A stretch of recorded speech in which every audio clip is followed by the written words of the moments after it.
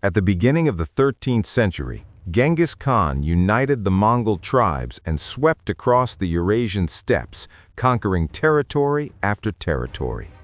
His campaigns were so destructive that cities were razed, populations annihilated, and entire tribes erased from history.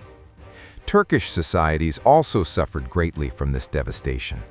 This power that shook Asia crushed Turks and Muslims on a massive scale. However, with Genghis Khan's death in 1227, the vast empire was divided among his sons and grandsons. The Mongols, seemingly unstoppable, now advanced under the leadership of the Ilkhanids. They ravaged Anatolia and then turned their gaze toward the heart of the Middle East. In 1258, Hulagu Khan captured Baghdad, bringing an end to the Abbasid Caliphate. The city, a center of Islamic learning and culture, experienced one of the greatest destructions in history under the thunder of Mongol hooves. After the fall of Baghdad, the Mongols pushed further west. In Syria stood the weakened Ayyubid principalities, while in Egypt ruled the Mamluk Turks, who had overthrown the Ayyubids in 1250. Aleppo and Damascus soon fell to the Mongols. The ruler of Damascus, al-Malik al-Salih, appealed to Sultan Mansur Ali of Egypt for help against the approaching danger. But the inexperienced sultan was deposed in 1259, and power passed to the capable commander Saif al-Din Qutuz. At that moment, Hulagu Khan sent envoys to Qutuz demanding surrender. The Sultan's response became legendary. The envoys were executed, and their heads were hung on the walls of Cairo. It was an unmistakable declaration of war. Qutuz first issued a call to arms as the protector of the Holy Lands. Then, in July 1260, he sent one of his most powerful commanders, Baybars, to Gaza. When the Mongol commander failed to receive the expected reinforcements against Baybars, he abandoned Gaza and withdrew. Meanwhile, Hulagu Khan was assembling a massive army to march on Egypt and then advance into Africa. But just as he was about to move west, news arrived from Karakorum. The great Khan, Munke, had died. A succession struggle was imminent. Hoping to claim the throne, Hulagu Khan withdrew with most of his army to Central Asia, leaving the forces in Syria under the command of the Turkic general Ketboa, believed to be of Christian origin. On the Mamluk side, the troops that had pushed the enemy back near Gaza were now fully prepared for war. In the scorching heat of August, Sultan Qutuz departed Cairo with his army. Along the way, some emirs, gripped by fear, wanted to turn back. At that moment, Qutuz's voice rose like a sword cutting through the silence of the desert. "You have lived for years on the wealth of the house of God. Now you cannot flee from battle. Whoever runs today, how will he face God tomorrow?" These words ignited the army. Fear gave way to determination. Qutuz arrived in Gaza with eyes full of resolve and fury. There, he sent a letter to the Latin commanders in Acre, the center of Crusader power in the region, requesting permission to pass through their lands to fight the Mongols.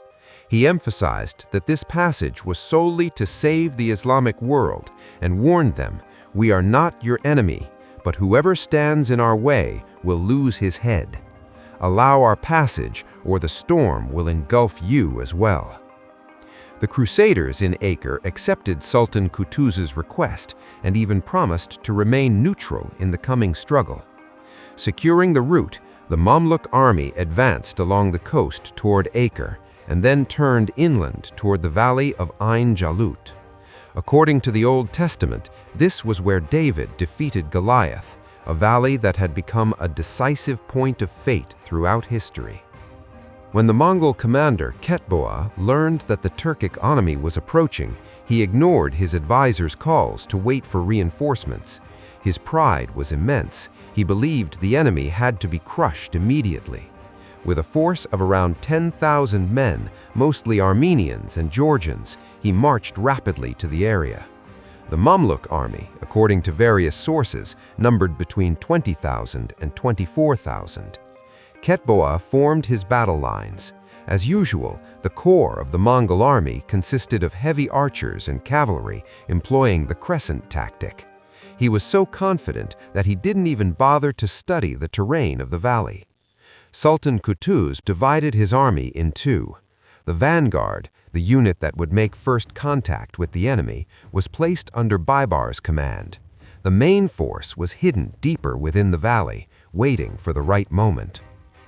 On the morning of September 3rd, Baybars led the vanguard in an attack on Qutuz's order.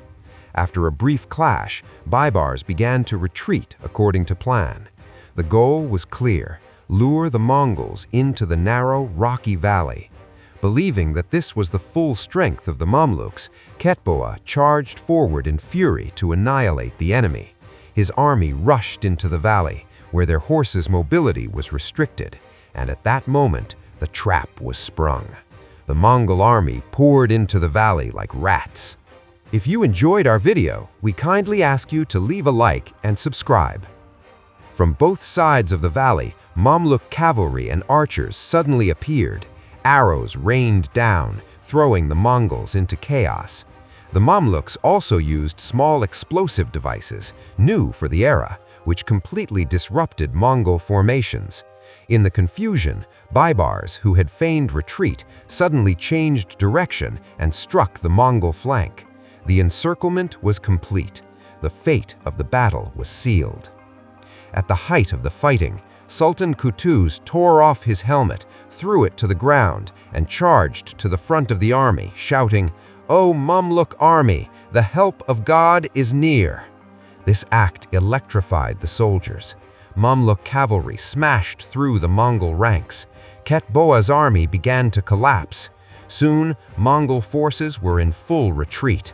Ketboa refused to flee, was surrounded, and was killed by a Mamluk cavalryman. For the first time, the army believed to be invincible on the steppes had suffered such a defeat. It went into history as the Mongols' first major rout. After the victory, Baybars was tasked with pursuing the fleeing Mongols. As he returned to Cairo via Damascus, he was hailed as the savior of the Islamic world. However, when Qutuz failed to keep his promise to grant Baybars the governorship of Aleppo, Baybars assassinated Qutuz on October 23rd and ascended the throne according to Mamluk tradition. The Ilkhanids sought revenge, but due to internal turmoil, could send only a force of 6,000 men. This army was defeated by the Mamluks near Homs in December 1260, completely ending Mongol hopes of reaching Egypt. Nevertheless, the Mamluk-Ilkhanid struggle continued in various wars over the following years. After the defeat at Kosedah in 1243, the Anatolian Seljuk state quickly fell under Mongol suzerainty. No decision could be made without Ilkhanid approval. Even sultans and viziers were appointed by the Mongols. Pressure on the Turkish population increased, and every rebellion was brutally crushed. One of those who opposed this situation was Sultan Izz al-Din Qawqaus. He sought help from Baybars, who had defeated the Mongols at Ain Jalut, offering lands in Anatolia in return. Baybars viewed the proposal favorably, but when the Mongols learned of the plan, they sent an army to Konya and punished the Seljuks. Qawqaus soon abdicated and fled to Byzantium. After his flight, his brother Qayqusra IV ascended the Seljuk throne. The vizier, Perwane, who took him under his control, ruled the state at will. After disputes, Perwane had Qayqusra IV eliminated with Mongol approval and placed the young Ghiyath al-Din Qayqusra on the throne, governing in his name while strengthening his position through gifts and bribes to the Mongols. Despite periods of relative calm, tensions grew as Abaka Khan sought to rule Anatolia directly through his own commanders. To protect his position, Perwane secretly contacted Baybars, requesting a campaign into Anatolia. Baybars accepted and prepared a major expedition. What followed was a complex series of battles, betrayals, and shifting alliances, culminating in major clashes such as Elbistan and later battles in Syria, including Homs and Wadi al-Khaznadar. Sometimes the Mamluks prevailed, other times the Ilkhanids gained the upper hand. Ultimately, after decades of warfare, the Mongols withdrew completely from Syria by 1320, bringing the Ilkhanid-Mamluk rivalry in the region to an end. So what do you think? If the Mamluks had not stood against them, would the Mongols have conquered Egypt? Could they have advanced as far as Byzantium and crossed into Europe? Let's discuss in the comments.